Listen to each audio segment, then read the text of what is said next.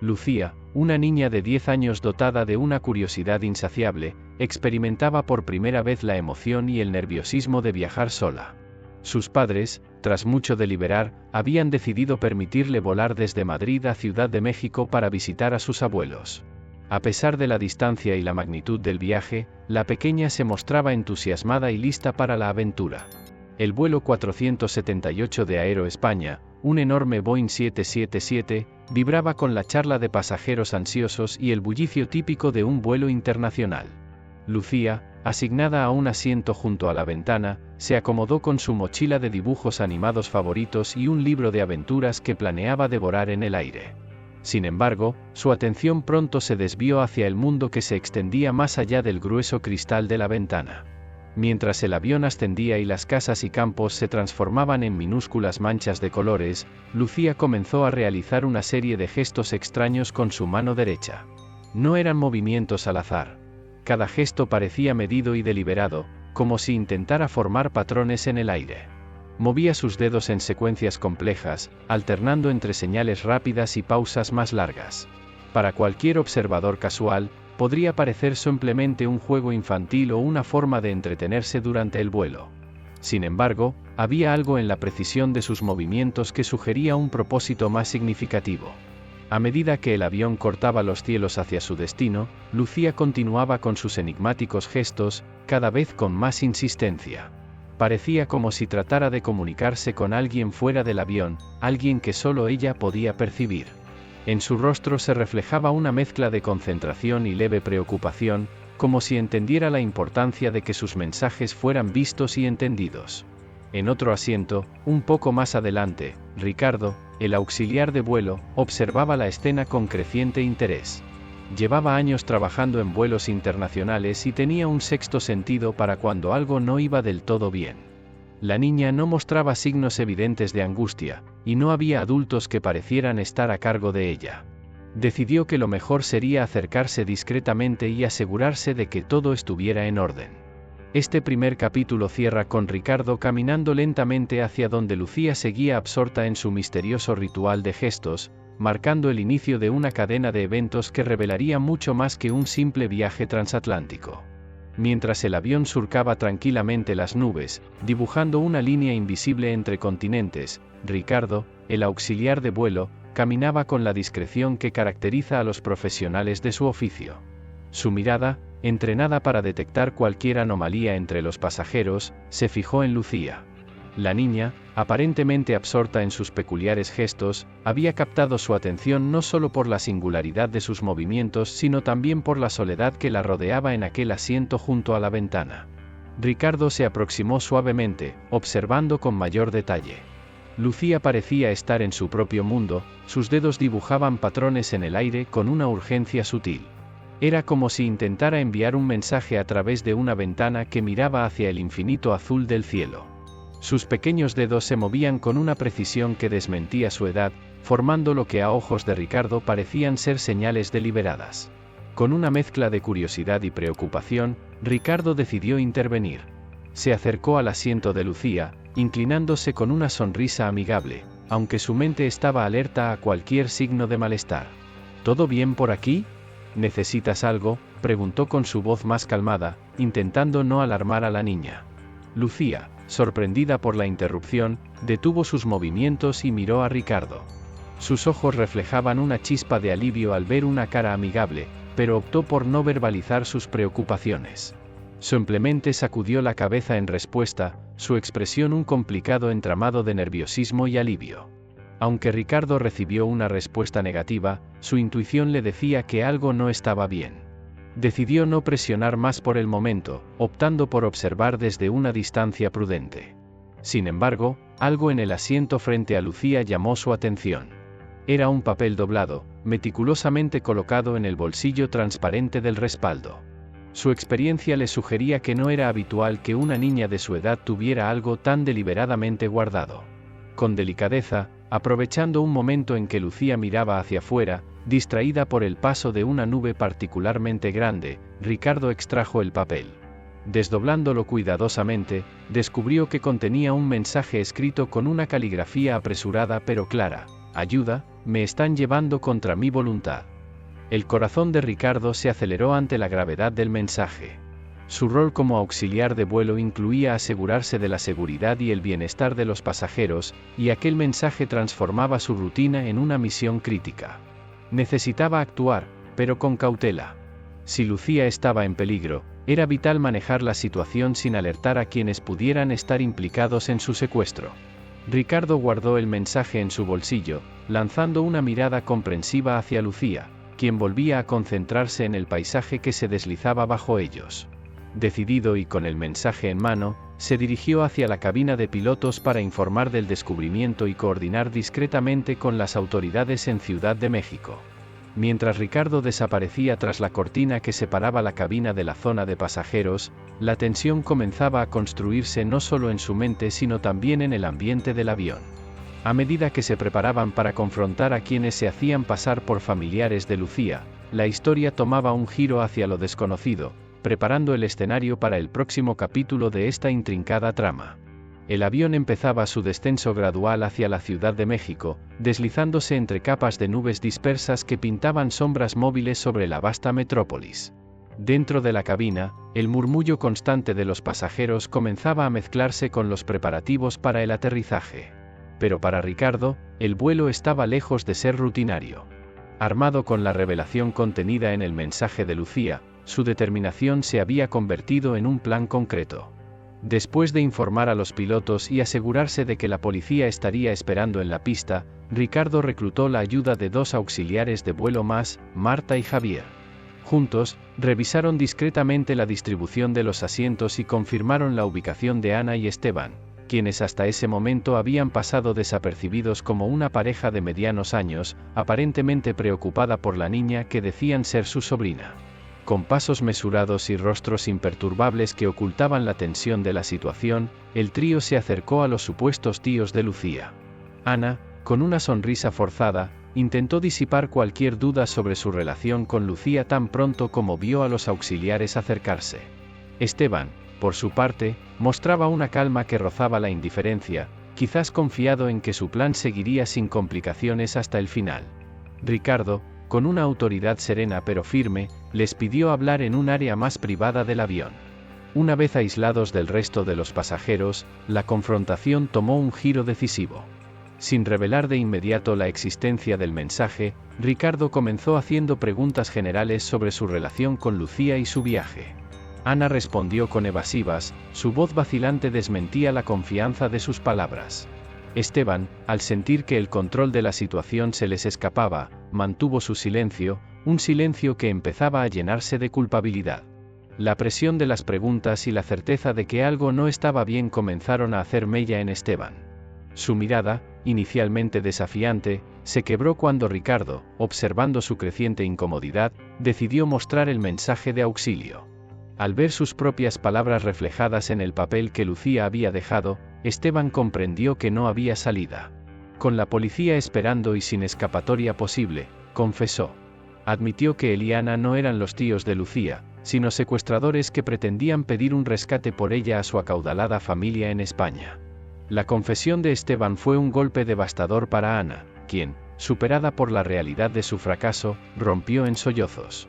Ricardo, Marta y Javier, aunque aliviados por la confesión, permanecieron vigilantes, asegurándose de que ni Ana ni Esteban pudieran representar un peligro para Lucía o los demás pasajeros en los últimos minutos del vuelo. Con Esteban y Ana bajo control y la verdad al descubierto, Ricardo se preparó para entregar a los secuestradores a la policía al aterrizar. Mientras tanto, la seguridad de Lucía se convirtió en la prioridad absoluta. El avión continuó su descenso hacia la Ciudad de México. Cada metro que descendía acercaba más a Lucía a la seguridad y a un reencuentro emocional con sus verdaderos padres, quienes, alertados por las autoridades, ya estaban en camino para abrazar a su valiente hija. Este capítulo concluye con el avión tocando suavemente la pista, mientras las autoridades se preparan para abordar. La tensión del vuelo da paso a un momento de respiro, pero también al inicio de un nuevo capítulo en la vida de Lucía y la resolución del traumático incidente. A medida que el avión de Aero España tocaba suavemente la pista del Aeropuerto Internacional de Ciudad de México, un grupo de policías ya estaba en posición, listos para actuar en cuanto se abrieran las puertas. La tensión que había crecido durante el vuelo ahora encontraba un desenlace en el asfalto de la pista, bajo el cielo vasto y levemente nublado de la tarde mexicana. En los primeros momentos después de aterrizar, mientras los demás pasajeros permanecían ajenos al drama que se había desarrollado a bordo, Ana y Esteban fueron esposados con discreción y eficiencia por los oficiales. No hubo altercados, la resignación se leía en sus rostros, sabiendo que el juego había terminado. Fueron escoltados rápidamente fuera del avión, cada paso marcando el final de su fallido esquema de secuestro. Simultáneamente, Lucía fue recibida por un equipo de agentes especializados en protección infantil. Con cuidado y gentileza, la guiaron fuera del avión a través de una salida secundaria, lejos de las miradas curiosas de los demás pasajeros. Para Lucía, el ambiente estaba cargado de una mezcla de alivio y ansiedad. Aunque sabía que estaba a salvo, la espera para reunirse con sus padres parecía interminable. Una vez en el vehículo de la policía, se dirigieron hacia una sala de crisis en el aeropuerto, especialmente acondicionada para situaciones delicadas como la que Lucía había enfrentado. Allí, en un entorno seguro y tranquilizador, Lucía pudo finalmente dejar atrás la faceta de valentía forzada. Rodeada de profesionales comprensivos y amables, esperaba el momento de ver a sus padres, quienes habían sido informados de toda la situación y volaban hacia México llenos de preocupación y ansias por abrazar a su hija. Mientras tanto, la historia de Lucía comenzaba a revelar capas más profundas. No solo había sido el objetivo de un secuestro por su condición de heredera de una familia adinerada, sino que también poseía una habilidad única que añadía un matiz extraordinario a su ya dramática experiencia. Lucía había aprendido de su abuelo, un exagente de inteligencia, cómo entender y crear códigos complejos. Esta habilidad no solo había jugado un papel crucial en su pedido de auxilio, sino que también la marcaba como alguien con un potencial excepcional. Las autoridades, al ser informadas de esta peculiar capacidad, se mostraron impresionadas y consideraron las implicaciones de lo que Lucía podría haber enfrentado si su talento hubiese caído en manos equivocadas. Su historia no solo era la de un rescate exitoso, sino también la revelación de un talento que debía ser protegido y fomentado en un ambiente seguro. La espera en la sala de crisis ofreció a Lucía un breve respiro para procesar los eventos recientes, ayudada por especialistas en trauma infantil. A medida que se preparaba para el reencuentro con sus padres, la pequeña no podía dejar de pensar en el reencuentro que tendría lugar en unos momentos más. Los especialistas, mientras tanto, organizaban todo para asegurar que el encuentro fuera tan reconfortante y alegre como fuera posible, marcando un nuevo comienzo para Lucía y su familia. Este capítulo concluye con la sala preparándose para recibir a los padres de Lucía, mientras ella mira hacia la puerta por la que entrarían en cualquier momento, listos para abrazarla y empezar a dejar atrás el terror vivido.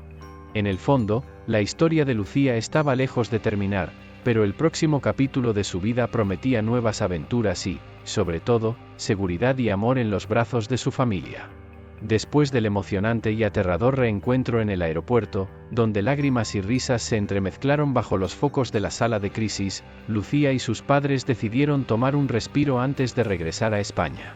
Optaron por quedarse en México por un tiempo, buscando sanar las heridas emocionales en un entorno diferente, lejos de los recuerdos que podrían revivir el trauma en su hogar habitual. Se alojaron en un hotel tranquilo, ubicado en una de las zonas más pacíficas de la Ciudad de México, rodeado de jardines que florecían con colores vibrantes y el canto de los pájaros que se colaba por las ventanas abiertas. El lugar ofrecía un oasis de calma, donde Lucía podía jugar en los jardines bajo la vigilancia de sus padres, quienes, aunque aliviados, mantenían una actitud de precaución constante. Durante las primeras semanas, la familia intentó establecer una nueva rutina.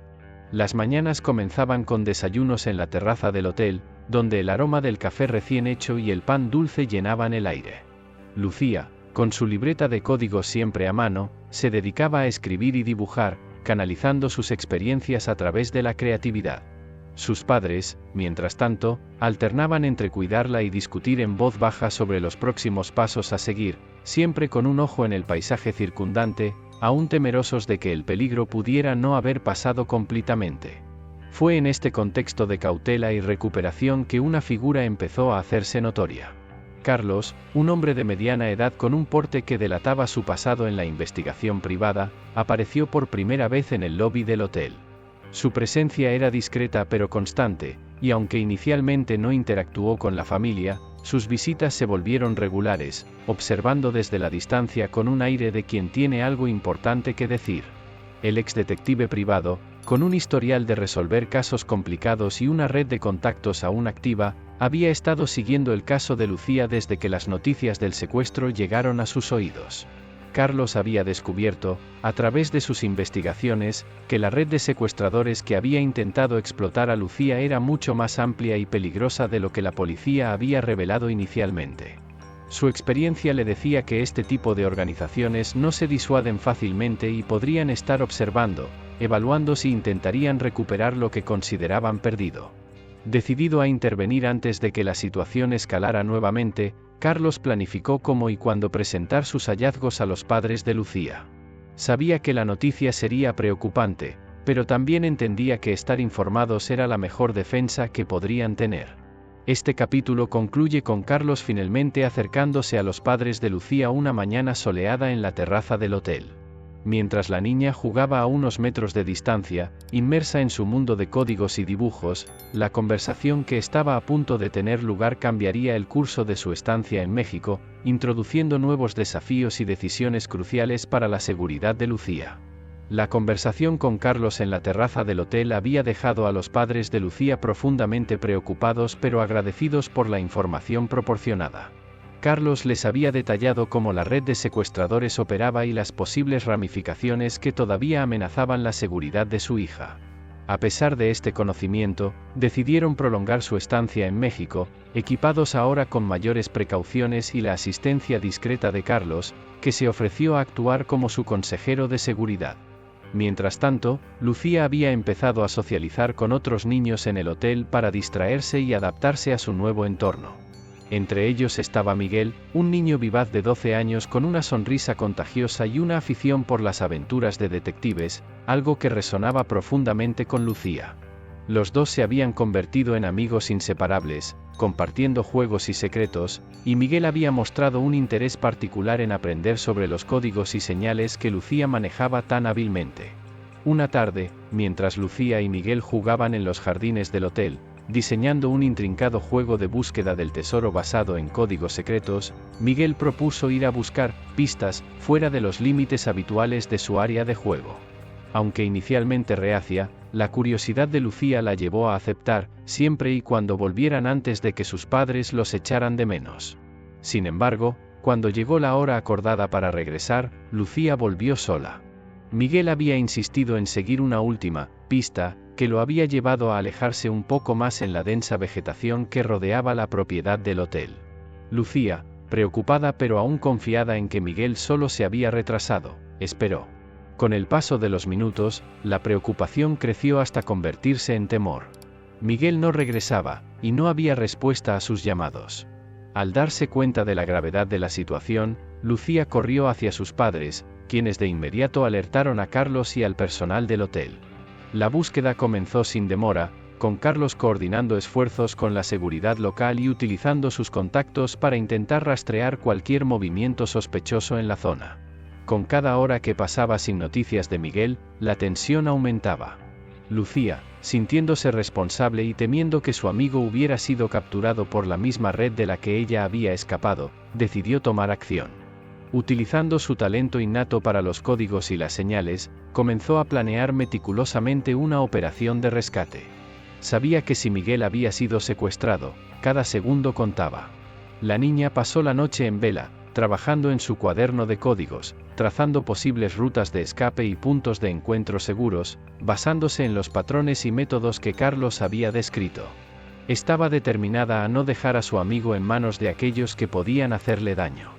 Este capítulo concluye con Lucía finalizando su plan de rescate, justo cuando el primer rayo de sol comenzaba a iluminar los contornos del hotel, simbolizando no solo el amanecer de un nuevo día sino también el inicio de una peligrosa misión guiada por la valentía y la astucia de una joven que había aprendido demasiado pronto las sombras que pueden ocultarse en el mundo adulto. El amanecer bañaba de luz las paredes del hotel mientras Lucía, con un plan firmemente asentado en su mente, se preparaba para lo que podría ser la acción más audaz y peligrosa de su joven vida. Había pasado la noche trazando cada detalle, cada posible contingencia, apoyándose en su extraordinaria habilidad para los códigos y las señales que tanto había cultivado con su abuelo. Con el plan en mano, se acercó a Carlos, quien escuchó atentamente mientras Lucía desplegaba ante él sus meticulosos esquemas. La idea de utilizar a una niña en una operación tan riesgosa inicialmente lo llenó de reservas. Sin embargo, la determinación en los ojos de Lucía y la inteligencia clara de su plan lo convencieron de que podría funcionar, siempre y cuando tomaran todas las precauciones necesarias. Carlos, con su experiencia y contactos, organizó rápidamente una reunión con la policía local. Expuso el plan de Lucía, asegurándose de enfatizar las medidas de seguridad y el control estricto que mantendrían durante toda la operación. Después de intensas deliberaciones, se acordó proceder bajo la condición de que Lucía nunca estaría en peligro real sin un rescate inmediato disponible. La operación se puso en marcha al caer la tarde. Lucía, con un transmisor oculto y constantemente vigilada desde varios ángulos por agentes encubiertos, se adentró en el área donde creían que Miguel estaba siendo retenido. Su papel era el de una niña curiosa, perdida y buscando ayuda, lo suficientemente inocente para no despertar sospechas pero lo suficientemente astuta para señalar su ubicación a los agentes cercanos. Mientras Lucía avanzaba, los secuestradores, confiados en su control sobre la situación, no notaron la trampa que se cernía sobre ellos. En el momento preciso, cuando Lucía dio la señal convenida, un sutil arreglo de piedras en un patrón que había acordado con Carlos, los agentes salieron de sus escondites. La emboscada fue ejecutada con precisión milimétrica. Los secuestradores fueron sorprendidos completamente desprevenidos, y en cuestión de minutos, varios de ellos fueron detenidos. Miguel, asustado pero ileso, fue encontrado en una habitación cerrada con llave en la parte trasera del edificio donde lo habían mantenido cautivo. El reencuentro entre Lucía y Miguel fue emotivo. Ambos niños se abrazaron, aliviados y exhaustos, mientras los agentes aseguraban la zona. Sin embargo, la victoria no fue total. El líder de la red de secuestradores, un hombre escurridizo conocido solo por sus iniciales, había logrado escapar en el caos. Más preocupante aún, dejó detrás una clara amenaza de venganza, escrita con prisa en un pedazo de papel que uno de los agentes encontró clavado en la puerta del lugar donde habían mantenido a Miguel. A pesar del éxito de la operación, la amenaza dejó un sabor amargo. Lucía y todos los involucrados sabían que la lucha no había terminado. El líder seguía libre y, ahora, posiblemente más peligroso que nunca. Este capítulo concluye con la policía y Carlos discutiendo los próximos pasos, mientras Lucía y Miguel, ya seguros en el hotel, trataban de volver a la normalidad, conscientes de que el peligro aún acechaba en las sombras, esperando el momento para resurgir. La noche que siguió a la exitosa operación de rescate fue larga y tensa para todos los involucrados. Mientras Lucía y Miguel intentaban encontrar algo de paz en juegos tranquilos y conversaciones en susurros, en otra parte del hotel, Carlos se enfrentaba a una realidad que sacudía los cimientos de su mundo personal y profesional. Después de la redada, mientras revisaba los documentos y evidencias recogidas en el sitio del secuestro, Carlos encontró una serie de comunicaciones codificadas que le resultaban extrañamente familiares. Utilizando sus habilidades de decodificación, forjadas en años de trabajo como detective privado, empezó a descifrar los mensajes uno por uno, una tarea que se extendió hasta las primeras horas de la madrugada. Lo que descubrió lo dejó helado. Los mensajes revelaban no solo los planes futuros y la estructura de la red de secuestradores, sino también la identidad de su líder, Javier, su propio hermano. Carlos y Javier habían crecido en un hogar donde los lazos familiares eran complicados y a menudo tensos, marcados por desacuerdos y conflictos. Hace años, cuando Javier se había involucrado en actividades delictivas, Carlos había tomado la dolorosa decisión de cortar todo lazo con él, una decisión que lo había perseguido pero que consideraba necesaria para su integridad y seguridad. Ahora, la revelación de que Javier estaba al mando de la organización que había secuestrado a Miguel y había intentado lo mismo con Lucía, añadía una capa de traición personal a la amenaza profesional. Carlos sintió una mezcla de ira, tristeza, y en un rincón oscuro de su mente, culpa. ¿Había algo que él podría haber hecho años atrás para cambiar el curso de los eventos? ¿Había señales que pasó por alto? Mientras lidiaba con sus emociones y los remanentes de su pasado que volvían para atormentarlo, Carlos sabía que tenía que actuar. La seguridad de Lucía, Miguel y potencialmente muchos otros estaba en juego. Decidió organizar una reunión con los padres de Lucía y los oficiales de policía a cargo del caso al amanecer, para revelar sus hallazgos y discutir cómo proceder. A medida que se preparaba para esta difícil conversación, repasaba cada pieza de información, cada posible implicación de lo que había descubierto. Sabía que enfrentar a Javier no solo sería un desafío logístico y legal, sino también un profundo conflicto personal. Carlos se armó de valor, repasando cada detalle antes de la reunión, consciente de que cada decisión que tomaran podría tener repercusiones profundas y duraderas. Este capítulo concluye con Carlos mirando a través de la ventana de su habitación, observando cómo la oscuridad de la noche comenzaba a ceder ante los primeros indicios del amanecer. El silencio antes de la tormenta que se avecinaba lo envolvía, mientras se preparaba para revelar verdades que cambiarían vidas, sabiendo que el próximo capítulo de esta lucha sería tanto o más desafiante que todo lo enfrentado hasta ahora. Con los primeros rayos del sol filtrándose a través de las cortinas, la reunión convocada por Carlos comenzó en una de las salas privadas del hotel, que había sido asegurada para garantizar la confidencialidad de las discusiones. Los padres de Lucía, aún visiblemente agotados por los eventos recientes, se sentaron tensos y expectantes mientras Carlos desplegaba documentos y fotos sobre la mesa. Los oficiales de policía presentes ajustaban sus uniformes, preparándose para lo que podría ser una de las operaciones más delicadas de sus carreras. Carlos, con un semblante serio que rara vez mostraba, comenzó a detallar la estructura de la red de secuestradores, sus operaciones pasadas. Finalmente, la identificación de Javier como el cerebro detrás de todo. Cada palabra de Carlos cargaba el peso de la traición personal y la responsabilidad profesional. Explicó cómo su conocimiento previo de Javier podría ser una ventaja crucial en la planificación de su captura. La estrategia que propuso estaba diseñada meticulosamente para minimizar el riesgo no solo para Lucía y Miguel, quienes se habían convertido en objetivos potenciales para represalias, sino también para cualquier otro civil involucrado. La operación tendría que ser quirúrgica, rápida y, sobre todo, discreta. Carlos sugirió utilizar señuelos y diversión, técnicas de vigilancia mejoradas y la coordinación con unidades especiales que pudieran actuar en el momento justo para evitar el escape de Javier. Mientras Carlos delineaba cada paso del plan, Lucía escuchaba atentamente. A pesar de su juventud, había demostrado una comprensión y madurez excepcionales frente a la adversidad. Sabía que su papel en este capítulo final sería más de observadora y apoyo moral, especialmente para Miguel, quien aún se recuperaba del trauma de su secuestro. Después de horas de discusión y planificación, con cada ruta de escape anticipada y cada posible contraataque considerado, el equipo se sentía preparado, aunque la atmósfera estaba cargada de una tensión palpable. La operación se fijó para llevarse a cabo en los próximos días, dependiendo de las confirmaciones de inteligencia sobre la ubicación exacta de Javier. Carlos, antes de concluir la reunión, miró a cada uno de los presentes, subrayando la importancia del secreto y la precisión. Nada de esto funcionará a menos que actuemos como una unidad cohesiva, enfatizó, su voz firme transmitiendo tanto su determinación como su ansiedad subyacente por enfrentarse a su hermano. Este capítulo concluye con el equipo dispersándose para realizar los preparativos finales, cada uno ocupado con sus asignaciones específicas. Lucía y Miguel, acompañados de sus padres, regresaron a sus habitaciones para descansar y prepararse mentalmente para lo que vendría. Mientras tanto, Carlos se quedó mirando los documentos esparcidos sobre la mesa, cada uno un recordatorio del complejo entrelazado de familia, deber y justicia que tendría que desenredar en el enfrentamiento final que se avecinaba. Los días que precedieron a la operación estuvieron cargados de una tensión palpable.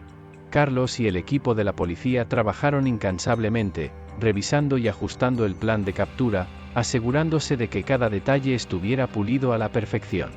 La coordinación era clave, y el tiempo y el sigilo eran esenciales para el éxito de la misión. Lucía, aunque no participaría directamente en el enfrentamiento, jugó un papel crucial en la fase de preparación, utilizando su habilidad con los códigos para ayudar a diseñar las señales que usarían durante la operación. Finalmente, llegó el día de la operación. El cielo estaba gris y amenazaba lluvia, lo cual podría ser tanto un obstáculo como una ayuda para el equipo.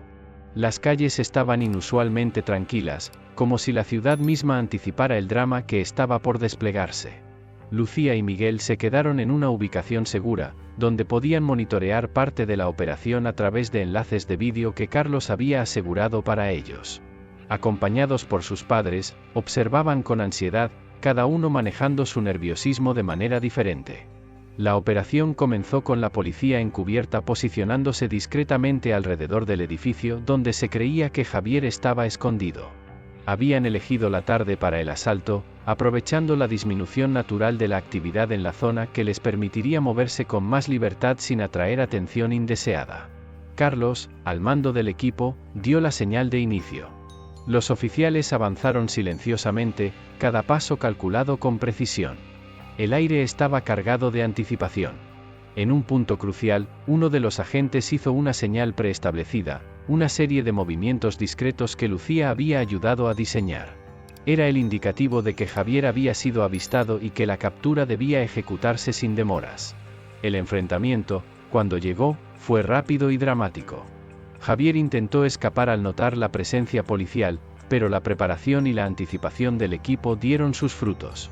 La policía cerró todas las rutas posibles de fuga, y en cuestión de minutos, Javier fue acorralado en un callejón sin salida.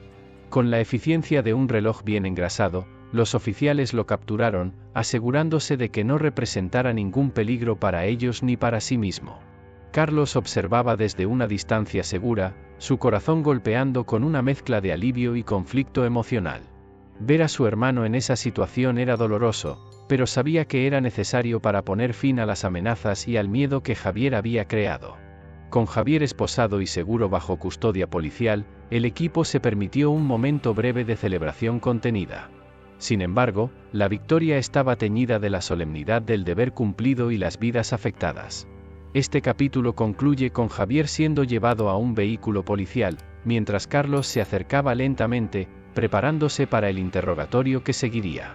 Aunque la captura había sido exitosa, las preguntas que necesitaban respuestas y las decisiones que se avecinaban pesaban en su mente, marcando el inicio del próximo capítulo en esta compleja trama de justicia y redención.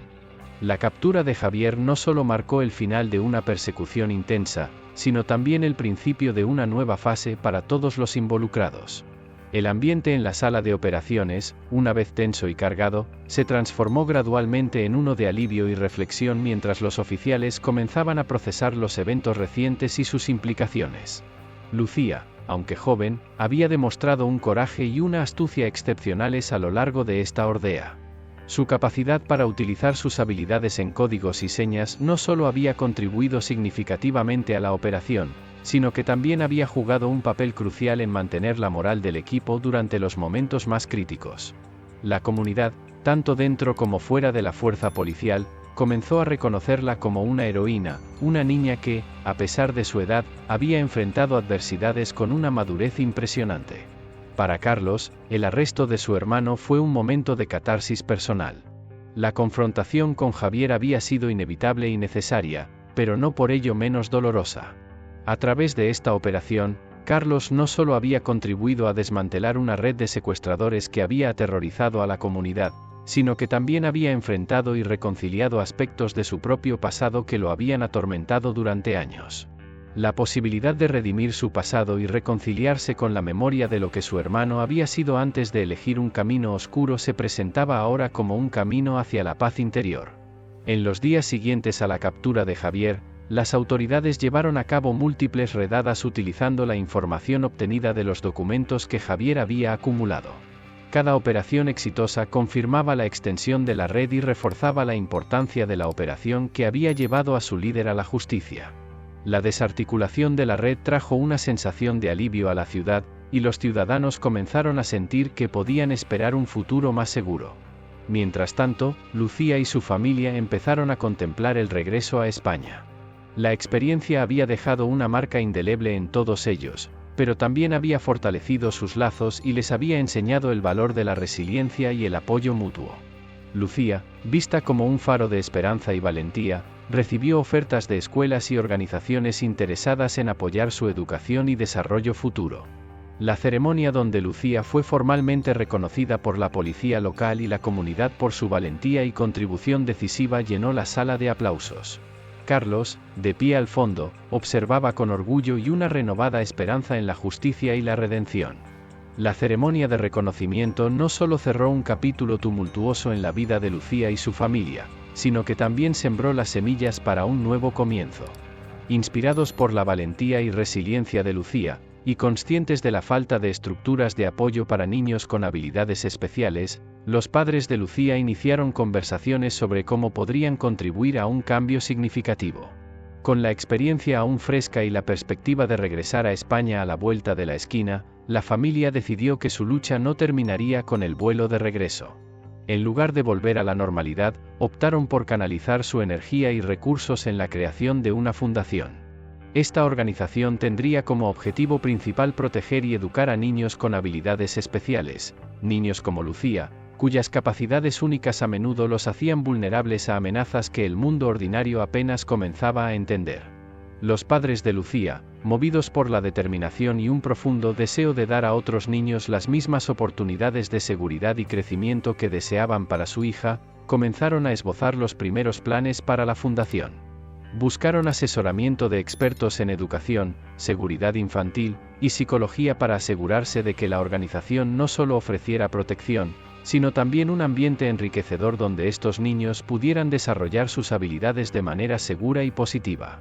Se decidieron por una estructura que incluiría programas de capacitación para padres y educadores, además de talleres y actividades diseñadas para los niños. Estos programas estarían enfocados en enseñar a los niños cómo manejar y proteger sus habilidades únicas, y al mismo tiempo, proporcionarles las herramientas para desarrollar su autoestima y resiliencia.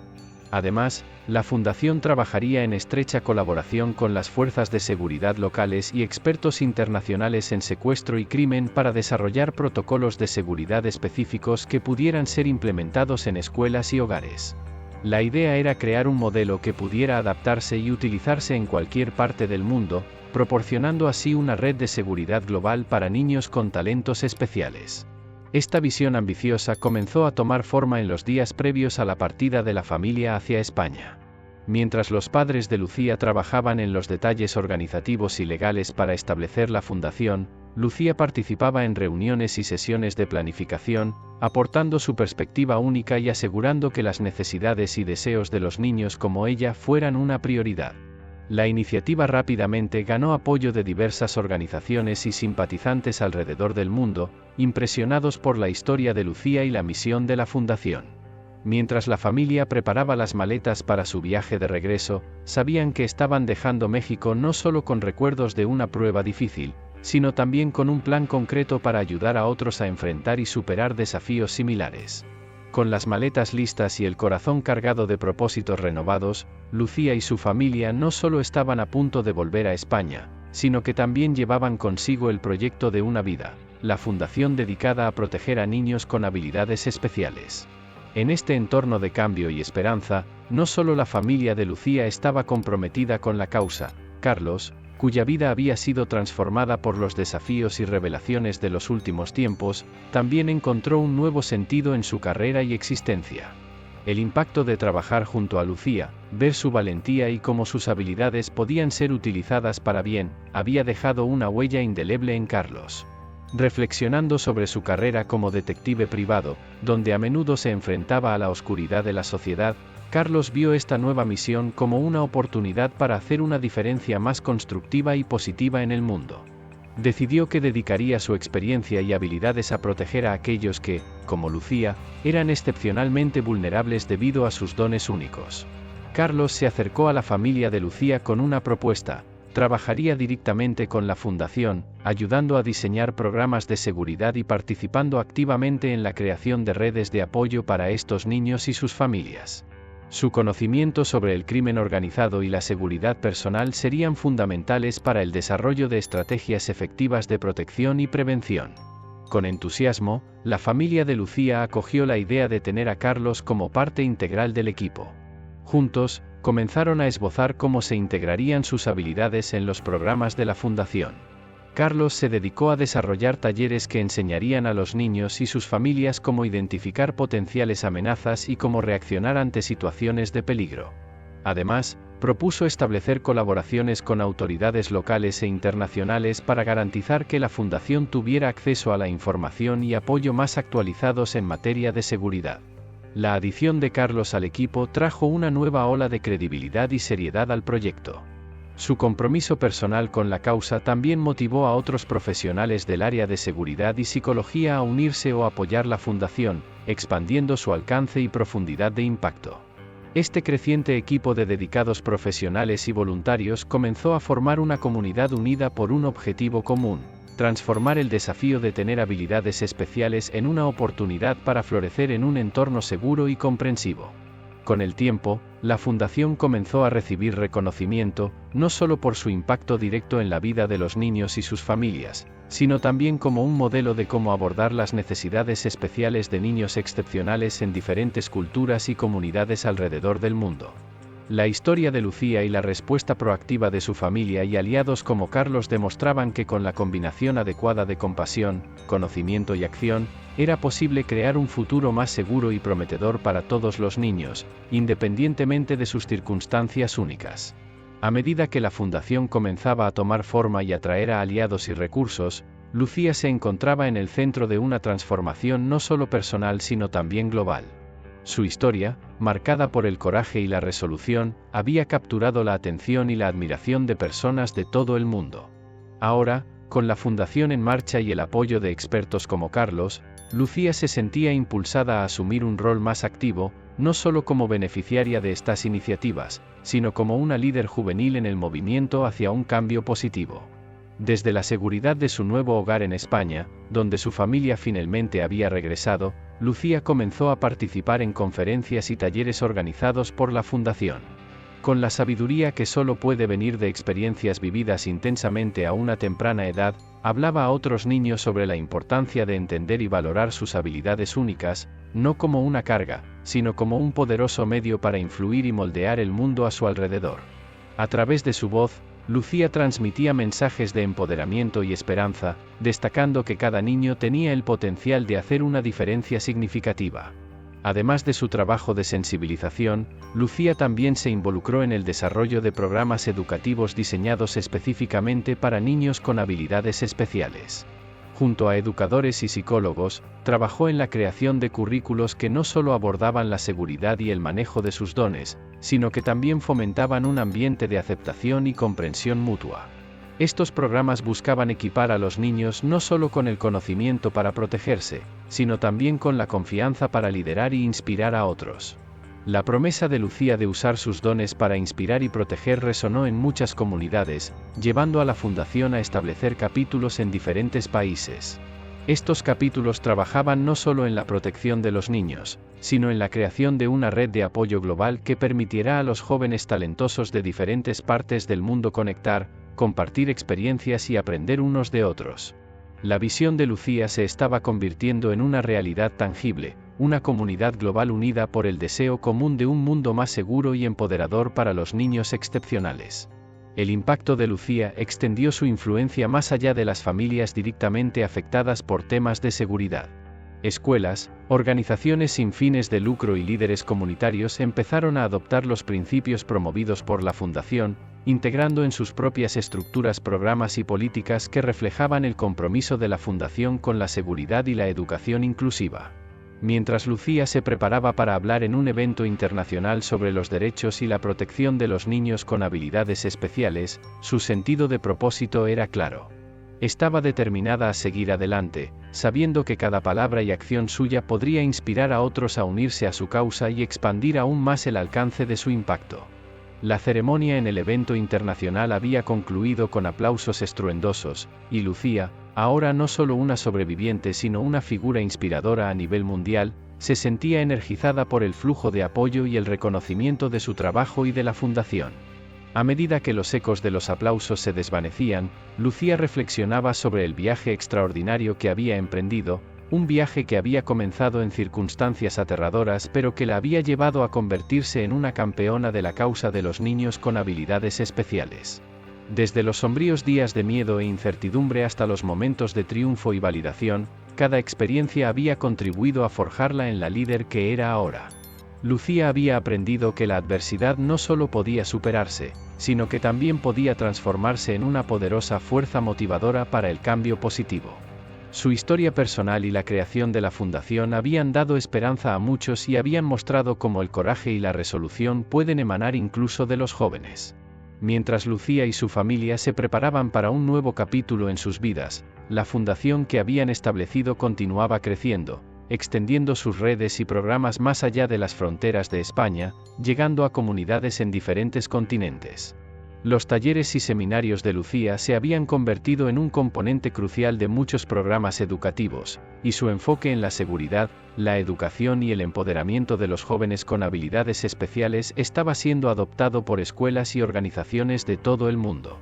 La familia de Lucía, firme en su compromiso de apoyarla y de seguir promoviendo la misión de la fundación, planificaba ahora cómo podrían ampliar aún más su impacto. Discusiones sobre nuevas iniciativas, como asociaciones con universidades para investigar más a fondo las necesidades de los niños con habilidades especiales y cómo mejor apoyarlos, estaban en curso. Además, la posibilidad de influir en políticas públicas para mejorar la protección y el apoyo a estos niños era un objetivo a largo plazo que Lucía y su equipo empezaban a explorar. El futuro, lleno de posibilidades y desafíos, se veía brillante. Lucía, con el apoyo de su familia, amigos y una creciente comunidad global, sabía que el camino adelante no siempre sería fácil. Sin embargo, la determinación de hacer una diferencia y la esperanza de crear un mundo más seguro y comprensivo para niños como ella eran fuerzas poderosas que impulsaban sus esfuerzos. Así, mientras Lucía miraba hacia el futuro, no solo veía los retos que vendrían, sino también las innumerables oportunidades de hacer el bien e inspirar a otros. Con cada niño y familia que se beneficiaba de la fundación, Lucía reafirmaba su compromiso de seguir adelante, de continuar luchando por aquellos que, armados con dones especiales, enfrentaban desafíos que ella conocía muy bien.